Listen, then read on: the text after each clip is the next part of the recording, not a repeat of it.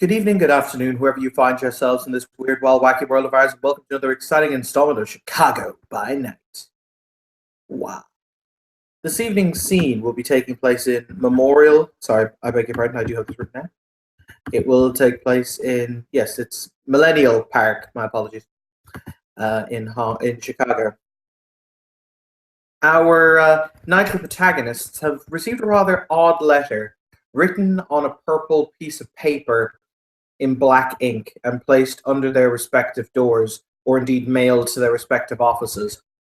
That is simply inviting them to view the moon with an unnamed individual this evening, and that he wishes to help them understand what is truly going on in Chicago.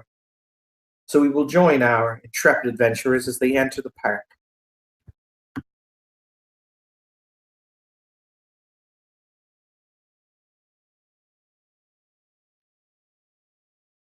I guess okay, first, if anyone's already there, they'd hear loud motorcycles revving and um, just hooting and hollering going on as John would make his way there, and eventually he would park and send the rest of them on their. I'm not gonna say merry way because there's nothing merry about what they do, but on to nightly business, and he would um, not really scout out the area, but would wait to see if any other people showed up.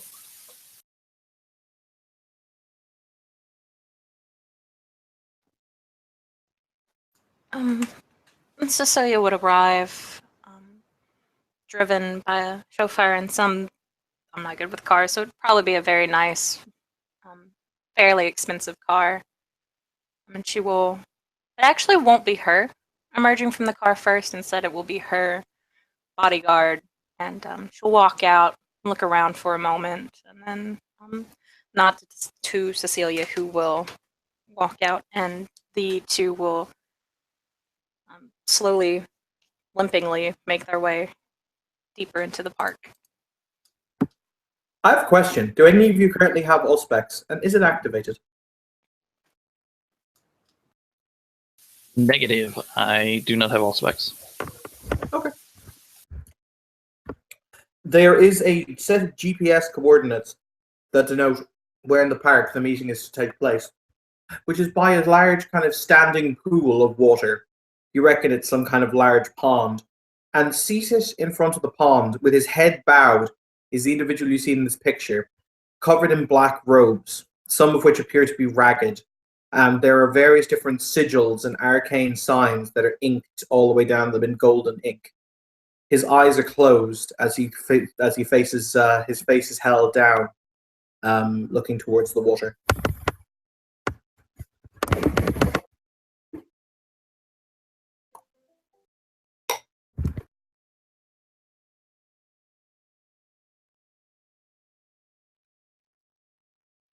John would, walk into the clearing after seeing an obviously strange person, because he is that curious, and move up to where he wouldn't have to shout. Like he could talk and people not close by wouldn't be able to hear. So, I wonder, would you happen to have had notes delivered to an establishment called El Huevos Diablos? You see the head straighten, and the figure, the body goes rigid for a moment before he flexes his arms and he says, "Indeed I did, Nelwati.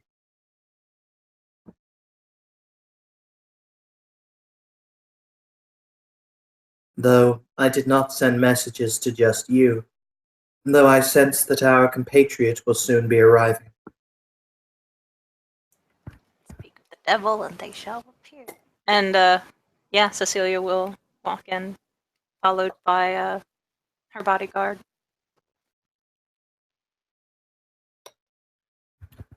The figure will kind of stand very slowly from his crouching position and will turn to face you and will offer first Cecilia and then John a deep bow from the waist.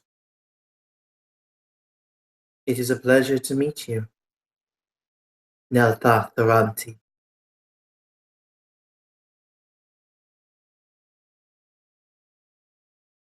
I take it neither of you can speak Arabic or, anything equivalent.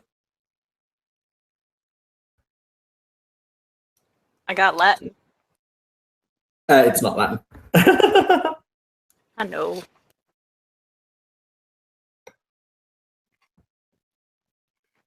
He gestures to the ground as if motioning for you to sit down, and he himself sits, cross-legged again.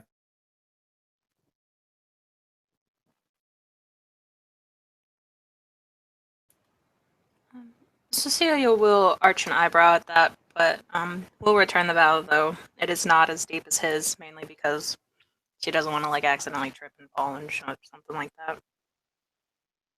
And she'll just say, I am assuming you are the one who sent out these purple notes. You are indeed correct. I am gratified that you would accept my invitation. How could I refuse such a mysterious offer?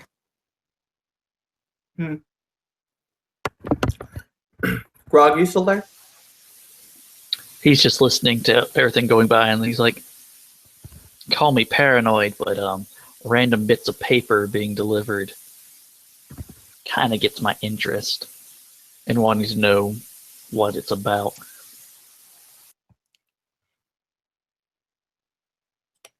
Before I answer that question, noble warrior, I will introduce myself.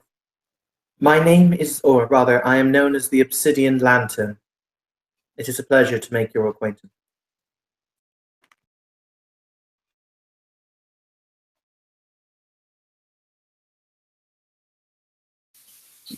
Having problems unmuting myself. The Obsidian Lantern, you say? That's an interesting name. I will point out this character does have rep, so what you would know about him, he is an incredibly ancient, or he appears to be incredibly ancient, member of Clan Assamite. He's known as a scholar and as a very well-known documenter of kindred history. He always seems to be there at great changing moments in kindred history and writes about them. Though, how much of it is actually him or how much of it is people who've borne the same name is questionable. But he is, as I said, he's quite well known. Well then, perhaps I can trade or loan out and borrow books from you. My cult library is not what it used to be, what with having moved cities. Ah, a fellow seeker on the road to knowledge. Perhaps this can be arranged, Nelthani.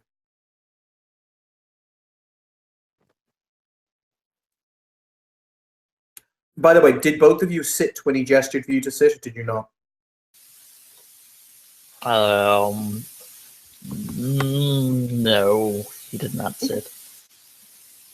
There's no way Cecilia's just going to sit on grass and dirt. That's entirely acceptable.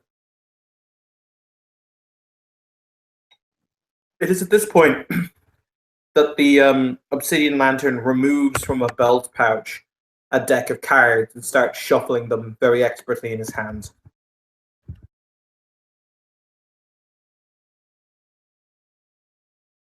I ponder, he says, as he brings his hands to a stop, and he flicks 3 cards out in front of him, facing Cecilia first, and says, do you wish to know your future, Nansadi? She'll kind of arch an eyebrow at that, but then say, sure. Why not?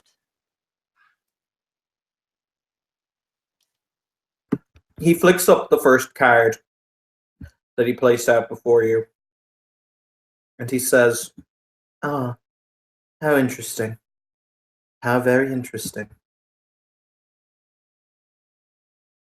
Looking down at the card, what you can see is pretty much a how to best phrase it. You can see a sun, but the sun itself is green and sickly looking. And you can see entities under the sun laying on the ground, writhing in pain. And he says, "The sun reversed. You have always sought knowledge. No matter how taboo, no matter how dark, it has always been your calling. Reaching, grasping, seeking to claim. An admirable quality." Then he reveals the second card, and he says, "Ah, the Queen of Wands. How very unique. Now that you have come into some power of your own, you wish to truly see what it is that your knowledge, this dark essence, can gain you. Fascinating." And he flips the last card, and he says, "How very interesting. You know, this is the second time this card has come up this evening. You see a skull, a rather obvious human skull, and upon which you see two long, elongated fangs that are clearly vampire kindred fangs. And he says, death, change, everything is soon about to change. Regardless how powerful you believe yourself to be, nothing is eternal, no matter how much we like to believe it is."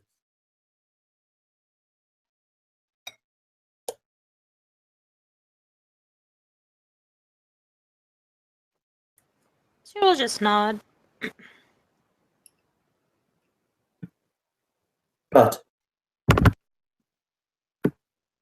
I did not bring you both here to speak of silly games and parlor tricks. No, no, no. There is a reason, however, that I asked you both here. He cuts the deck of cards very expertly, and he flicks up the card on the bottom of the two decks as they were cut, and he flicks it into the center between you both, and it is illuminated by moonlight from up above, and you see a glowing red star imprinted on the card.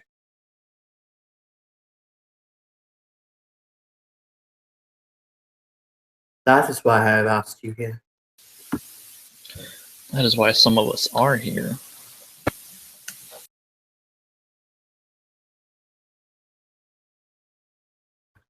Oh, so you understand the significance of the star? Totally no. But I do know that all of my knowledge that I've gained throughout the century or two that I've lived, there is something here, whether it be from Native American traditions or from books we do not speak of. There is something there about that. Indeed. Allow me to give you a brief history lesson. This star, as denoted in several of the most ancient writings of our kind, denotes the coming of the end times. Gehenna.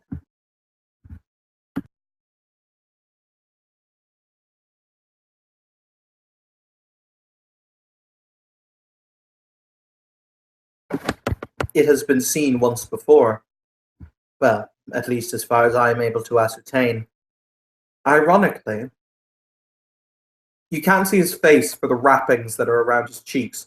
However, Grog, you get the distinct impression he's smiling at you. He says, ironically, the last time this star was seen was just prior to the Anarch Revolt. The first Anarch Revolt. When the elders were cast down. And when the Tremere came into power, yes. We all have heard that. We all hate them and think that what they did to you was dumb. However, there's another issue we have with that red star. And that's the words that I am going to say are, how do you put it? Ah, yes. The Camarilla will never, ever, and I do mean ever, go on record as to agree with this. But that red star is supposed to, what? Show that the antediluvian, or diluvians, is waking? And since the Camarilla denies the existence of them, it will be hard-pressed to get any of them to do anything about it. There is a very casual shrug from the Obsidian Lantern, and he says, "Perhaps the ancients awake. Who is to say? Who is to say what is truth and what is lies? What is honesty and what is merely mist? But yes, the red star burns above Chicago, and that is why I am here. My masters wish me to see with my eyes and write with my hands. So I am here." His eyes glide over to the Giovanni, and he says, "I ponder what the clan of necromancers think of the impending end."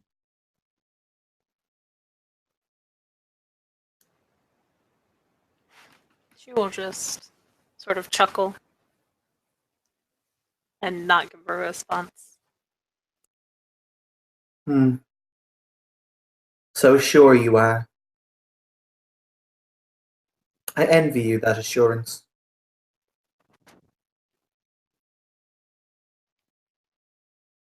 I wouldn't say it is anything to envy, but do as you will. Perhaps.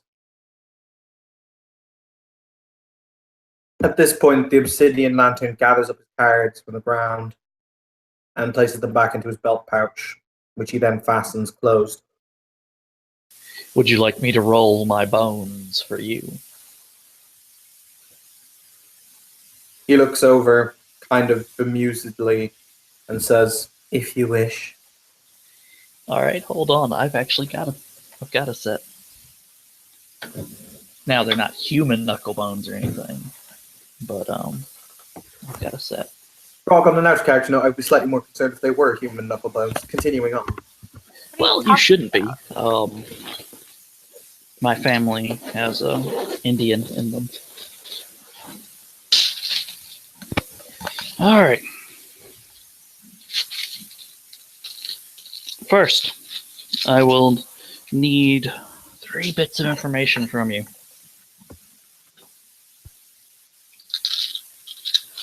1, when did you get to the city? 2, at what hour did you wake this evening? It would be this morning, but I must ask that differently. And 3, why? How do I put this in character? Hold on. Why is your spirit so far away?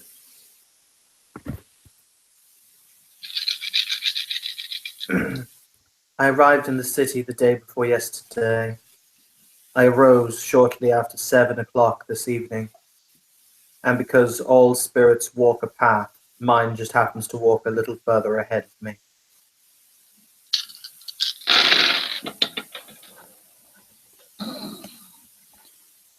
Alright. I consult my book. I see the Twin Crags. You are on business not of your own making.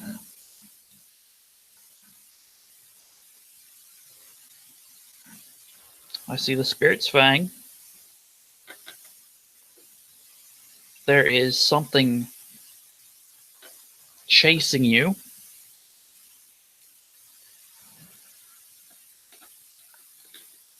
And I see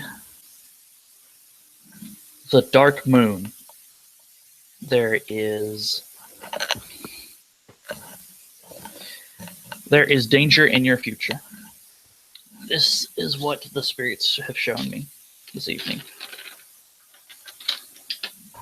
There is once again a very slight bow from the Obsidian Lantern, and he says, I thank you for your reading. I was a shaman of my people long ago. There is honor in that statement. However, I would ask both of you a boon, if I may. The Clan Asamite will repay. Should you find any more information pertaining to this Crimson Star, if you would be willing to share it with us, we will be suitably grateful.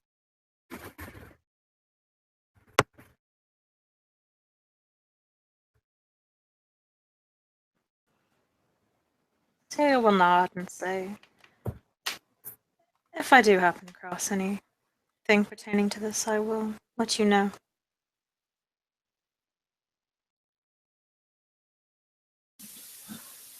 I agree. There needs to be more people searching for the reason of the stars here. Yes. I'm also rather amused.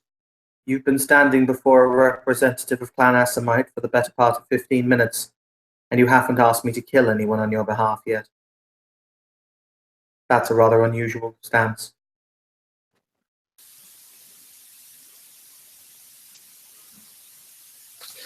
More unusual is that an Asamite summoned a Bruja. That is unusual.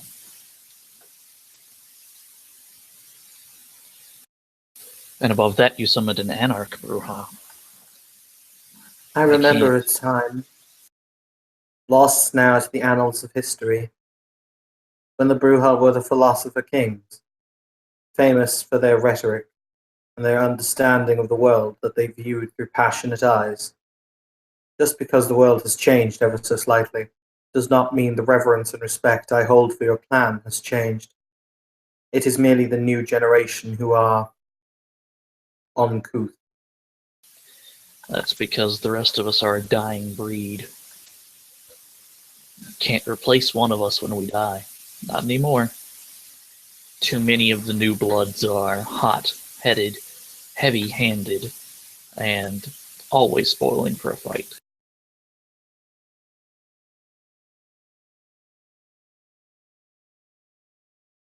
At this point, the Obsidian Lantern walks right up to Cecilia, and he extends his hand. She will take his hand. Okay. He doesn't shake it. What he does is he presses his palm to yours, and he moves it backwards. And when when his hand is gone from yours, you see that he's left the what was it? You see that he's left the sun reversed, or the sun card from his tarot deck in your hand. She'll look it over and just kind of arch an eyebrow at that, and then put it in her pocket and say, "Thank you." He will say, I will always approve of those who seek knowledge, who are willing to delve as deeply as deep goes in order to find it. I sense that you, Miss Cecilia Giovanni, are one such individual. She opens her mouth and she looks like she's about to say something. Then she stops, realizes it's probably not the time, and then just says, I am.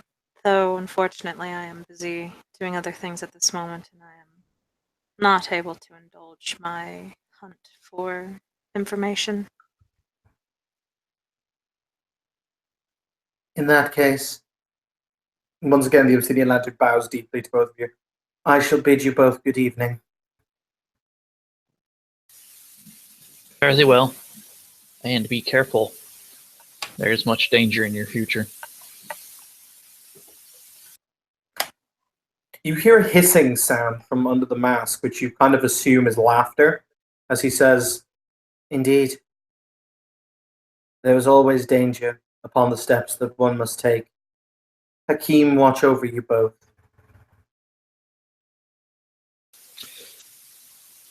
I hope the judge does not watch me too closely, he says with a smile. At which point the Obsidian Lantern starts walking away.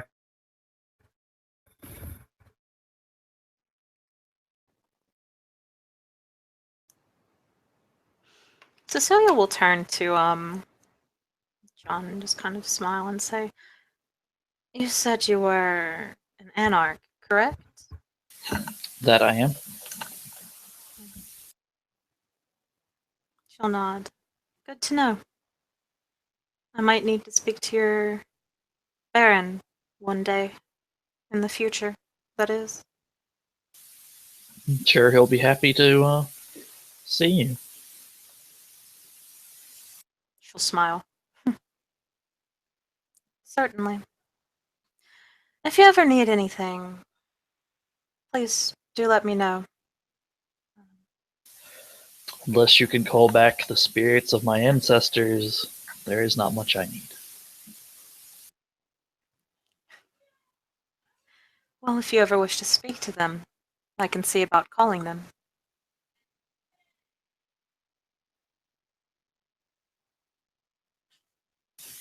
I will keep that in mind. It'd be good to hear from the old.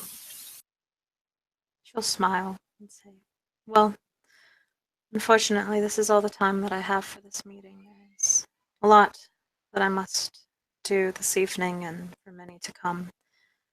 I wish you a good night and watch your back." With 2 eyes, if I can manage it. With more, Sir. if I'm lucky. Have a good evening. You as well.